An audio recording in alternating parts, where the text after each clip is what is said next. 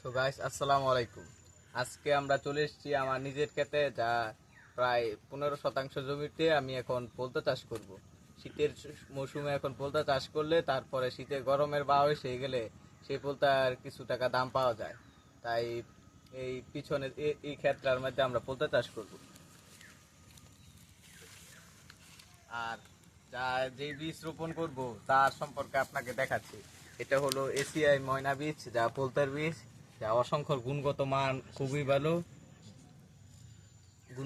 খুবই ভালো, যা রোপণ করব আমরা এই মৌসুমে, যা থেকে বিভিন্ন টাকা উপার্জন করা হয়ে যাবে। আবার এই ক্ষেত কিছুদিন পরে আবার চাষ দিয়ে চাষ দিয়ে বিভিন্ন ধরনের ফসল আবাদ করা হবে।